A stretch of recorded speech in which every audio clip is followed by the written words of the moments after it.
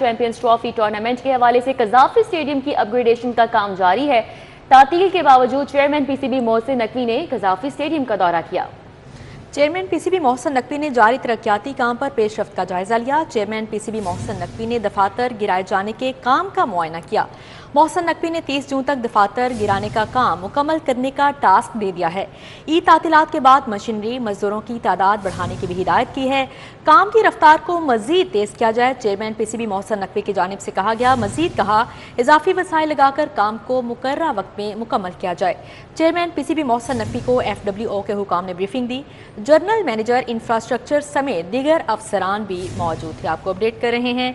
Champions trophy tournament Gaddafi stadium की upgradation का काम जारी और तातील के बावजूद चेयरमैन पीसीबी मोहसिन नकवी का कज़ाफी स्टेडियम का दौरा। बिल्कुल आपको आगाह कर रहे हैं। चैंपियंस ट्रॉफी टूर्नामेंट है और कज़ाफी स्टेडियम की अपग्रेडेशन का काम जारी है। आज तातील के बावजूद चेयरमैन पीसीबी मोहसिन नकवी ने कज़ाफी स्टेडियम का दौरा किया। इस दौरे का तफसीली अहवाल बता रहे हैं हाफिज शहबाज अली। जी हाफिज शहबाज।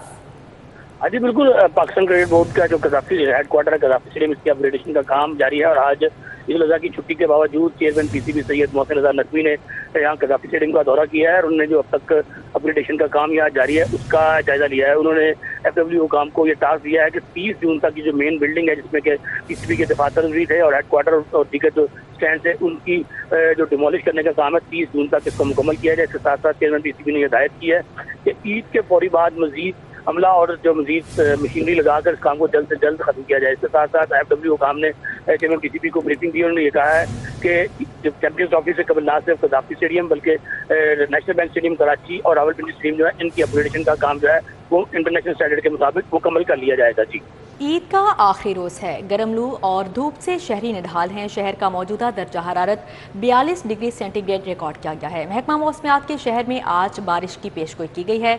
माहिरीन की शहरियों को गर्मी से बचने के लिए एहतियाती तदाबीर इख्तियार करने की हिदायत की है। बिल्कुल, आज ईद का आखिरी रोज़ है, गर्म लू है और धूप से शहरी खासे निढाल हो चुके हैं। शहर का मौजूदा दर्जा हरारत 42 डिग्री को छू गया है। अक्सा सज्जाद हमारे साथ हैं, उनसे बात करेंगे। अक्सा, बताइएगा मौजूदा सूरत हाल क्या है मौसम की और महकमा मौसमियात की जानिब से बारिश के हवाले से क्या पेशगोई की जा रही है? जी बिल्कुल, मौसम की सूरत हाल के बारे में आपको आगाह करें तो आज ईद का तीसरा और आखिरी रोज़ है। शहरी एक्सपेक्ट कर रहे थे कि आज जो आखिरी रोज़ है इसमें बारिश की महकमा मौसमियात की जानिब से अगर कोई पेशन गोई की जाती तो हम काफ़ी खुश हो जाते हैं, लेकिन महकमा मौसमियात की जानिब से ये पेशन गोई कर दी गई है कि आज चंद घंटों के दौरान जो है बारिश की पेशन गोई 50% जो है उसके चांसेस जाहिर किए गए हैं कि 50% चांसेस हैं कि आज चंद घंटों के दौरान जो है बारिश होगी। शहरी ये सुनकर खासे खुश हो गए क्योंकि ईद का आखिरी रोज़ है, फैमिलीज़ के साथ आउटिंग के प्लान्स होंगे। अगर बारिश की पेशन कोई मिल जाती है तो वो खासे खुश हो जाते हैं। मौजूदा दर्जा हरारत के हवाले से बात करें तो शहर लाहौर का मौजूदा दर्जा हरारत जो है वो खासा ज़्यादा देखने में नजर आ रहा है। इस पर शहर लाहौर का जो मौजूदा दर्जा हरारत है वो 42 सेंटीग्रेड रिकॉर्ड किया जा रहा है, लेकिन उसको महसूस 49% किया जा रहा है, जो कि खासा ज़्यादा है।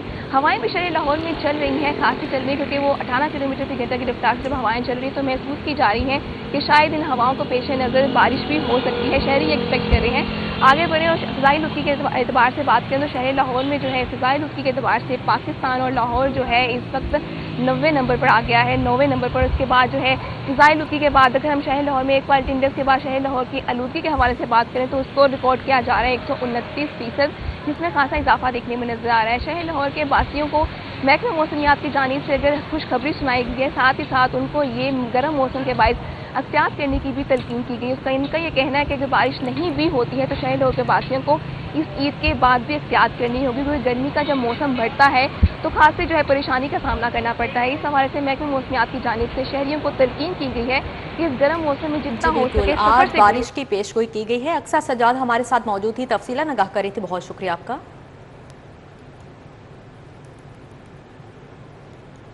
ईद के दिनों में सैकड़ों मरीज हीट स्ट्रोक का शिकार हो चुके हैं। शहर में सबसे ज्यादा मरीज मेयो अस्पताल में रिपोर्ट हुए हैं। गुज़िश्ता 24 घंटों में हीट स्ट्रोक से मेयो अस्पताल में 40 मरीज रिपोर्ट हुए हैं। बिल्कुल, जनरल अस्पताल में 20, सर्विसेज अस्पताल में 15, सर गंगाराम अस्पताल में 13 मरीज रिपोर्ट हुए हैं। जिना अस्पताल 12 और चिल्ड्रन अस्पताल में भी 8 बच्चे हीट स्ट्रोक का शिकार हुए हैं। इस हवाले से मजीद क्या तफसीलात हैं जानते हैं अजमत अवान से। जी अजमत, आगाह कीजिएगा। शदीद गर्मी में जहां पर शहरी डाल हैं वहां पर शहरों की जानिब से बद एहतियाती की वजह से मुख्तलिफ अस्पतालों में हीट स्ट्रोक और डायरिया के जो मरीज हैं वो सामने आ रहे हैं, जबकि 24 घंटों के दौरान जनरल अस्पताल में सबसे ज्यादा जो मरीज हैं वो हीट स्ट्रोक और डायरिया से सामने आए हैं। 24 घंटों के दौरान तकरीबन 20 के करीब जो मरीज हैं वो जनरल अस्पताल में सामने हैं, जबकि मेयो अस्पताल में 18 के करीब जो मरीज हैं वो सामने आए हैं, जबकि सर्विसेज अस्पताल में 16, सरगंगानम अस्पताल में 14, जिना अस्पताल में 10 और चिल्ड्रन अस्पताल में जो 3 बच्चे हैं वो हीट स्ट्रोक और डायरिया से सामने आए हैं। जबकि तिब्बी माहिरीन की जानिब से यही कहा गया है कि शदीद गर्मी के अंदर जो है वो गैर ज़रूरी तौर पर बाहर ना निकलें। अगर इमरजेंसी की सूरत में बाहर निकलना भी पड़े तो पूरे आस्तीन वाले कपड़े पहने, अपना जो सर है उसको ढांप कर जाएं और कोशिश करें अपने जो कपड़े हैं उसको हल्का गीला करके जाएं, ताकि सूरज की जो डायरेक्ट शुआएं हैं उससे बचा जाए। और कोशिश करें हर 1 घंटे बाद 1 गिलास पानी पिए। पूरे दिन में 2 से 3 लीटर पानी का जो इस्तेमाल है वो किया जाए। और जो ठंडी जो जगह है, सायेदार जगह है, वहां पर बैठने को तरजीह दें। और अगर शहरियों ने ख्याल ना रखा तो आने वाले दिनों में हीट स्ट्रोक और डायरिया के मरीज बढ़ सकते हैं।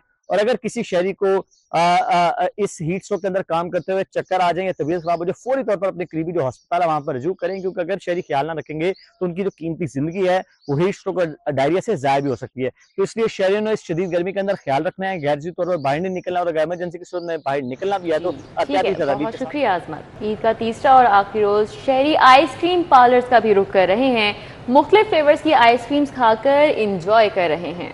बिल्कुल, शहरी बच्चों की फरमाइश पर उन्हें आइसक्रीम खिलाने आए हैं। वनीला, पिस्ता, स्ट्रॉबेरी समेत दिगर फ्लेवर्स पसंद किए जाते हैं, शहरियों की जानिब से ऐसा कहा गया है। इस हवाले से मजीद का तफसीलात हैं, जानते हैं मायदा वहीद से। जी मायदा। बिल्कुल, ईद का तीसरा और आखिरी रोज़ है जहाँ पर शहरी मुख्तलिफ तरीक़ों से जो इंजॉय करते हुए दिखाई दे रहे हैं। वहीं पर आज आइसक्रीम पार्लर्स का रुख किए हुए दिखाई दे रहे हैं। मुख्तलिफ फ्लेवर से जो है वो लुत्फ़अंदोज़ हुआ जा रहा है। बच्चे मेरे साथ इस टाइम मौजूद हैं, उनसे जान लेते हैं। मुझे बताओ आज किस तरह ईद को इंजॉय किया जा रहा है और कौन से फ्लेवर की आइसक्रीम खाओगे? चॉकलेट खाओगे। आप मुझे बताओ कौन सी फ्लेवर की आइसक्रीम खाने आए हो? चॉकलेट। आपको पसंद है? किसके साथ आए हो? बाबा के साथ। आप मुझे बताओ कौन सी फ्लेवर की आइसक्रीम खाओगे और ईद कैसे एंजॉय कर रहे हो? ईद सही एंजॉय कर रहे हैं, ब्लैक कलर का खाऊंगी, chocolate flavour. Black chocolate flavour. यहाँ पर फैमिली तो बच्चों की गुफ्तगू आपने सुनी, इनके पेरेंट भी हमारे साथ मौजूद हैं। आप मुझे बताइएगा फैमिली के हमरा आए हैं, ईद को कैसे एंजॉय करें और यहाँ पर कौन कौन से फ्लेवर्स खाने? किसी ने मैंगो का शेक पीना है, किसी ने पिस्ता वाली खानी है, किसी ने चॉकलेट वाली खानी है। बस इसी तरह जो बच्चे फरमाइश कर रहे हैं उनको देंगे लेके। अच्छा, मोस्टली बच्चे जिद करते हैं। यहाँ पर आप बच्चों की वजह से आए हैं या मिसेस की वजह से यहाँ पर आए हैं आइसक्रीम? यहाँ बच्चों की वजह से आए हैं। बाहर आए तो बच्चे कह रहे हैं आइसक्रीम खानी है तो उनके लिए आए हैं। बच्चों की फरमाइश पर यहाँ पर आइसक्रीम पार्लर्स का रुख किया है। बच्चों की भी गुफ्तगू आपने सुनी। किसी को यहाँ पर चॉकलेट फ्लेवर की आइसक्रीम खानी है, किसी को स्ट्रॉबेरी और किसी को मिक्स फ्लेवर की यहाँ पर आइसक्रीम खाते हुए आप दिखाई दे रहे हैं। आज ईद का तीसरा और आखिरी रोज़ है जहाँ पर घरों में दावतों का सिलसिला जारी है। वहीं पर शहरी बड़ी तादाद में बाहर निकल कर मुख्तलिफ तरीक़ों से इंजॉय करते हुए दिखाई दे। जी ठीक है मायदा, बहुत शुक्रिया। सर्विसेज अस्पताल की रिवैम्पिंग आइंदा माली साल में 80 करोड़ मुख्तस किए गए हैं, जबकि रिवैम्पिंग पर लागत का तखमीना 3 अरब 95 करोड़ लगाया गया था। Senior health reporter Zahid Chaudhary हमारे साथ हैं, उनसे बात करेंगे। जी जाहिद चौधरी। सर्विसेज अस्पताल की रिवैम्पिंग के मंसूबे के लिए हुकूमत की जानिब से आइंदा माली साल में 80 करोड़ रुपए मुख्तस किए गए हैं।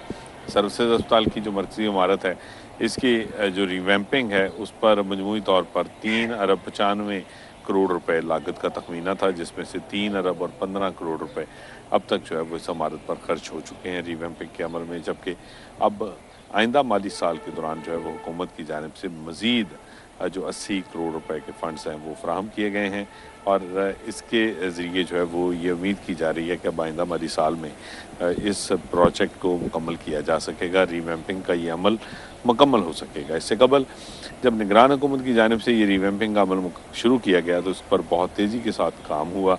मार्च 2024 में इसको मुकम्मल होना था, लेकिन मौजूदा हुकूमत के आने के बाद जो है वो काम सुस्त रवि से दो चार है, जिसकी वजह से ये मनसूबा जो है वो मुकम्मल नहीं हो सका। हुकूमत ने ये डेडलाइन दी थी कि इसको जून में फ़ाल कर दिया जाएगा, लेकिन अब ये जून में भी फ़ाल होता हुआ दिखाई नहीं दे रहा और अब इसके लिए जो दरकार फ़ंड्स हैं वो आइंदा माली साल पर शिफ्ट कर दिए गए हैं। रवा माली साल में जो है वो इसको 100% जो है वो फंडेड प्रोजेक्ट नहीं बनाया गया और अब 80 करोड़ रुपए के फंड्स जो हैं वो आइंदा माली साल में फ़राहम किए जाएंगे। जी ठीक है जाहिद चौधरी, बहुत शुक्रिया आपका।